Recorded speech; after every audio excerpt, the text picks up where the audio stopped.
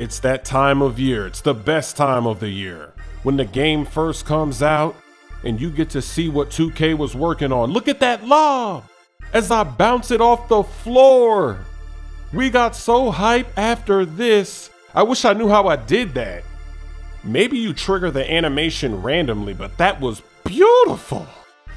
The complainers, it's like clockwork. It's like deja vu. It's a cliche at this point. When the game first comes out and things change up a little bit, 2K showing us their intentions and people just don't want to adapt. It hasn't even been a week and people are already talking about there's too many posters and the dribbling is trash. This community has grown so much in the last 10 years, and that's a good thing. But one problem is that as a community, we can't agree on how the game is supposed to be played because we have differing views of what we think basketball is and what a basketball video game is. It's almost like we're Democrats versus Republicans, where we can't agree on anything. We can't come to a compromise. It has to be our way or no way.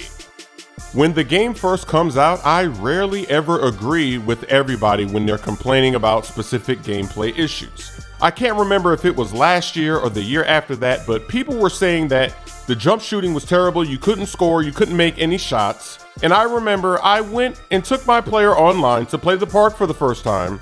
After seeing all of these complaints everywhere, I thought it was gonna be a disaster. And then I'm greening every shot. I'm hitting fadeaway threes, I'm greening. I said, wait a minute. Everybody's been saying that the jump shooting is terrible, you can't make any shots, and here I am, I'm not having any problems. I remember one time I went to 2K Day, and 2K was telling us that the rec center was no longer going to be with got next spots. It was gonna be all matchmaking. And I remember I was excited when they said that because I hated it when you had to wait.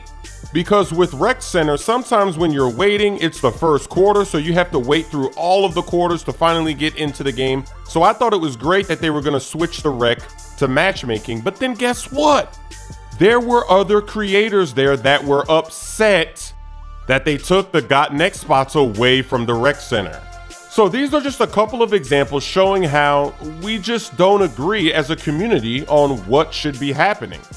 Now, the last few years, everybody's been complaining that they don't want as many restrictions on their players. They want to be able to do everything. And guess what? With next gen, we can do everything. We can dribble, we can shoot, we can dunk, we can get contact dunks.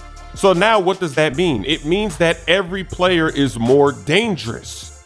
So we're going to have to adapt because in previous games, if a player was dangerous with contact dunks, then he couldn't shoot threes. Or he couldn't dribble that good. But now you can do all of those on one player. So if you sag off to stop the dunk, guess what? That player has a 93, a 90 mid. He can shoot the three. So now you got to get up a little bit closer, but when you do that, he can dribble around you. And the problem with the posterizing dunks is that once a player lifts off, you've already lost. Your best bet, your best way of stopping a poster is not to let them go up to even attempt the poster. You want to bump them before they do it. And it's a lot more difficult to do that because the players are not one-dimensional. They can do everything. So you got to pick your poison. And that's why there's so many posters. Now, in my opinion, I don't really think the posters are out of control. I've only played 3 games at the park though. The park is a lag fest. 3v3, it's lagging like crazy. So that's why I've only got 3 games. Rookieville didn't lag. But through all my Rookieville games, even the 3 laggy park games I've played, and now I'm mostly playing the rec, I've seen posters, but to me, it's not out of control. And even in this video that you're watching, there's gonna be clips where we're stopping posters. We actually blocked a poster in one of the clips. There's gonna be clips where we crowd the dunker and he doesn't even get to go up and dunk. At first it looked like he was, but then there just wasn't enough space to lift off. And in the majority of the posters that I do see happening, usually the defender is way out of position. And even my player, I don't have the ratings or the badges to block posters, but yet at the rec, I've stopped maybe 6 or 7 poster animations, but I fouled them though. We're in transition, they're coming at me, I've jumped up and I fouled them and it stopped their dunk, they went to the free throw line.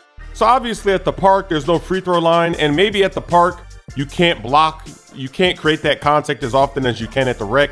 Maybe the sliders are different. But from when I've been playing, the dunks don't really seem to be out of control in my opinion. I've talked to other people as well. Not everybody agrees that the dunking is out of control. One of the problems with dunking though is that at the park, and people don't say this enough, the park, that's the easiest game mode in the game. Especially 2v2 park, because there's only 2 defenders on the court. So there's no help defense. If you get by your defender, which is pretty easy to do because there's all this space, all you have to do is get the defense to hesitate for a second and you can blow by and get to the basket. And now if you get to the basket, you can launch freely with no contact. You're already in the air. And usually the defense is going to be out of position because they're going to have to rotate over from the corner, from very far away. Sometimes they might be able to rotate fine, but then guess what? If they rotate and they're in great position, all you have to do is pass the ball. The other guy's gonna be wide open in a corner for a 3. So 2v2, it's just too easy. It's the easiest game mode in the game. So of course it's gonna be easy to dunk and get posters. And when you're playing 2v2 park, things like stamina don't matter because you don't have to go full court. You don't have to play in transition. It's purely a half-court game. When you score, you get the ball back, so you don't have to even attempt to play defense. You can go on a run. They have all these badges in the game that help with stamina, like handles for days. I think stamina badges shouldn't even be in the game, like handle for days. What's the point of having that badge in the game? Why even have stamina if you're just gonna have a badge that helps with the stamina? It's funny because in all my time playing at the park, 2v2 and 3v3, I don't think my player has ever been tired. Ever. So why do we even have these badges that help with stamina? I have no idea. 3v3 is similar to 2v2. There's only 3 defenders on the court, so there's still a ton of space. And if you're able to get off and launch cleanly, you're gonna throw down a poster. Just think of any good dunker. Think of somebody like Giannis. If Giannis jumps in the air, it's GG's. That's a poster. If he jumps up 100 times to dunk, he's gonna dunk it 97 times. And Giannis is doing that in a 5v5 game. Imagine if Giannis pulled up to a court and you're playing 2v2, it's gonna be a dunk fest. So in this gameplay you're watching, we've stopped some dunks, and none of our players are defensive players that can stop dunks. We're playing with a bunch of point guards. We don't even have a real center on the court.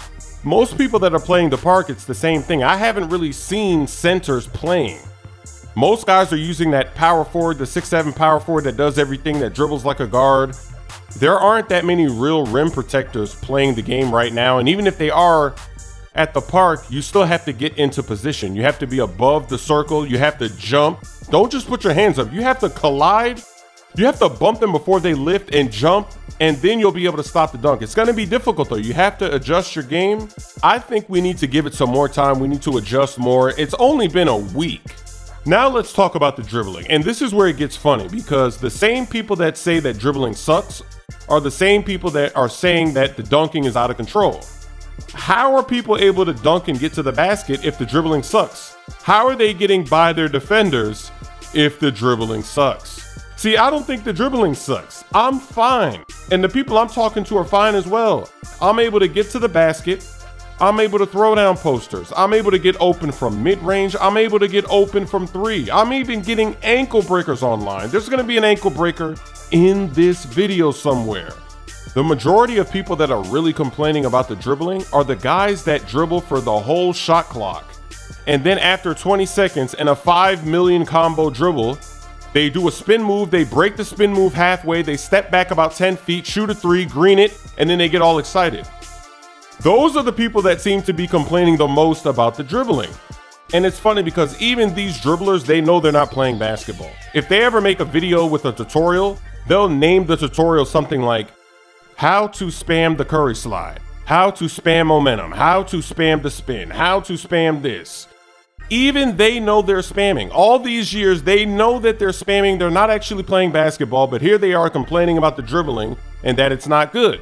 And it's funny because if you go back to the and 1 street days with hot sauce, you remember that? You remember those dribblers? Even they didn't dribble the way that people are dribbling in NBA 2K. Even they didn't do a spin move and then go backwards and then shoot a 3. That makes no sense. I don't know how this became the meta for dribbling. All these crazy combos that are basically a bunch of carries and unrealistic movements, things that are just supposed to glitch and lag the defense, zigzag. I don't know how this became the norm, but it is what it is, and I think it's hilarious.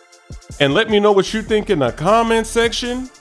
But if history repeats itself, the devs are gonna cave. This happens every year. When the game first comes out, 2K, they change some things. You see their vision, but then they're gonna cave to the complainers, and it's gonna go back to how it is and how it's been the last few years. So don't worry, dribbling is probably gonna go back to how it is. Dunking, they're probably gonna change it. That's just what history tells me. Oh, I dropped him. That's beautiful. That's a great sign. I'm getting ankle breakers in TakeOver without the ankle breaker badge. Wow. If I can get ankle breakers without